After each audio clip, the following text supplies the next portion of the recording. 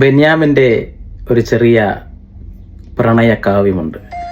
അഭിഷേകൻ എന്നാണ് ആ ചെറിയ പ്രണയകാവ്യത്തിൻ്റെ പേര്. ബൈബിളിൽ ആകെ 2 പ്രാവശ്യം കൊണ്ട് അഭിഷേകനെ കുറിച്ച് വായിക്കുന്നുള്ളൂ. പക്ഷേ വളരെയധികം വിശാലമായ ഒരു പ്രണയകാവ്യമാണ് ബെന്യാമിൻ അഭിഷേകനെ കുറിച്ച് പറയുന്നത്. മുന്തിരിത്തോട്ടത്തിൽ വെച്ച് അഭിഷേകനെ കണ്ട് ശലോമോൻ പ്രണയാർദ്രനായി എന്നാണ് പറയുന്നത്.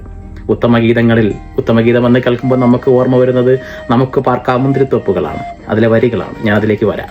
ശലോമോന്റെ രതിയും പ്രണയവും വിവാഹ സങ്കല്പങ്ങളും സ്ത്രീ സങ്കല്പങ്ങളും ഒക്കെ അഭിഷേകനാണ് എന്നാണ് ബെന്യാമിൻ പറഞ്ഞു വെക്കുന്നത്. അപ്പോൾ അഭിഷേകനെ കുറിച്ച് എവിടെയാണ് ബൈബിൾ പറഞ്ഞത്? അതാണ് നമ്മൾ നോക്കുന്നത്. The first book of Kings, രാജാക്കന്മാർ 1-ാം പുസ്തകം, അതിലാണ് പറയുന്നത്. 1 മുതൽ 5 വരെയുള്ള വാക്യങ്ങൾ നോക്കിയാൽ, ദാവീദ് രാജാവ് വൃദ്ധനായപ്പോൾ അവർ അവനെ കമ്പിളി പതപ്പിച്ചിട്ടും കുളിർ മാറിയില്ല.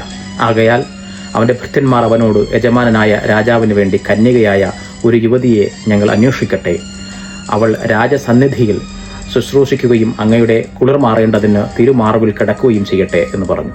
അങ്ങനെ അവർ സൗന്ദര്യമുള്ള ഒരു യുവതിക്ക് വേണ്ടി ഇസ്രയേൽ ദേശത്തെല്ലായിടവും അന്വേഷിച്ചു.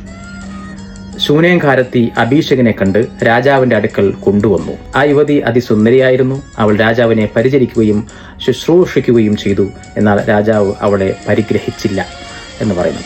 അധ്യായത്തിൽ തന്നെ 15 മുതൽ 16 വരെയുള്ള വരികളിൽ വീണ്ടും അഭിഷേകനെ കുറിച്ച് പറയുന്നു. അങ്ങനെ ബത്ശേബ രാജാവിൻ്റെ അടുക്കൽ ചെന്നു. രാജാവ് വയോധികനായിരുന്നു. ശൂനേംകാരത്തെ അഭിഷേകൻ രാജാവിന് ശുശ്രൂഷ ചെയ്തുകൊണ്ടിരുന്നു. ബത്ശേബ കുനിഞ്ഞ് രാജാവിനെ നമസ്കരിച്ചു. നിനക്ക് എന്ത് വേണം എന്ന് രാജാവ് ചോദിച്ചു. ഇത് 2 സ്ഥലത്താണ് അഭിഷേകനെ കുറിച്ച് പറയുന്നത്. ഈ അഭിഷേകനാണ് ശലോമോന്റെ പ്രണയാർദ്രമായ കഥകളിലെ നായികയായിട്ട് ബെന്യാമിൻ വരച്ചു കാട്ടുന്നത്. വളരെ രസമുള്ള ഒരു ചെറിയ നോവലാണ് വായിക്കാൻ. ഉത്തമഗീതത്തിലെ അഭിഷേകനെ കുറിച്ചാണ് പറഞ്ഞതെന്ന് എങ്ങനെയാണ് നമുക്ക് മനസ്സിലാക്കാൻ സാധിക്കുക? അത് അധ്യായം 7 അധ്യായം 7 തുടക്കം ഇങ്ങനെയാണ്: മടങ്ങി വരിക ശൂലേംകാരി, മടങ്ങി വരിക, ഞങ്ങൾ നിന്നെ ഒന്ന് കണ്ടുകൊള്ളട്ടെ, മടങ്ങി വരിക. ഈ വരി ശൂനേംകാരി എന്ന് പറയുന്നത് ബെന്യാമിൻ വളരെ വ്യക്തമായിട്ട് പറഞ്ഞു തരുന്നുണ്ട് നമുക്ക്, അത് അഭിഷേകനാണ് എന്നുള്ളത്. ഉത്തമഗീതത്തിലെ 12 മുതലുള്ള വരികൾ അത് നമുക്ക് അറിയാവുന്ന വരികളാണ്. പ്രിയ വരിക, നാം വെളിം പ്രദേശത്ത് പോകുക, നമുക്ക് ഗ്രാമങ്ങളിൽ ചെന്ന് രാപാർക്കാം.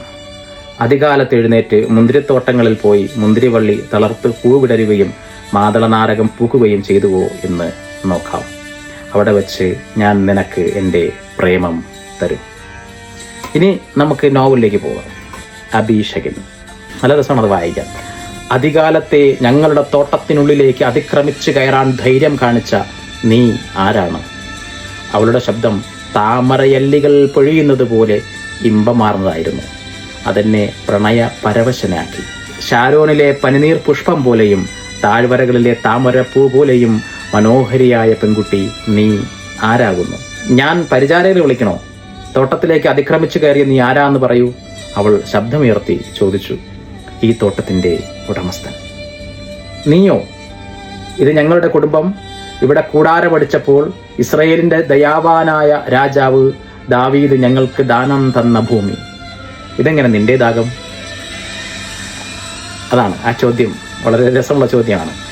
ആ ദയാവാനായ രാജാവിൻ്റെ പുത്രനാണ് ഞാൻ. പേര് ശലോമോൻ. അത് കേട്ട് കാറ്റത്തെ അത്തിയിലെ എന്ന പോലെ അവൾ വിറച്ചു. യജമാനനെ പൊറുക്കണം, ആളറിയാതെ ഞാൻ. മുൾക്കാടുകൾക്കിടയിൽ പിടഞ്ഞുപോയ മൊയിലിൻ്റേതെന്ന പോലെ അവളുടെ ശബ്ദം പതറിപ്പോയിരുന്നു. എന്താണ് നിന്റെ പേര്? അഭിഷേകൻ, അവൾ പറഞ്ഞു. നിന്നെ ഇതിനു മുമ്പ് ഈ ദിക്കിലെങ്ങും കണ്ടിട്ടില്ലല്ലോ. ഏതാണ് നിങ്ങളുടെ ദേശം? ശൂനേം. ആ ദേശത്തുള്ള പെൺകുട്ടികളെല്ലാം നിന്നെപ്പോലെ തന്നെ സുന്ദരികളാണോ? ഞാൻ മുഖത്ത് വിരിഞ്ഞ ഒരു പുഞ്ചിരിയോടെ ചോദിച്ചു. നാണം കൊണ്ട് കുളത്തിലെ താമര എന്ന പോലെ അവൾ കൂമ്പിപ്പോയി. ഞാൻ കൂടാരത്തിലേക്ക് പോയിക്കോട്ടെ യജമാനൻ. എന്തെങ്കിലും പറയുന്നതിന് മുമ്പേ അവൾ എന്നെ വിട്ട് ഓടിക്കളഞ്ഞു. ഒരു ചെറിയ പ്രണയകാവ്യം. അതാണ് അഭിഷേകൻ.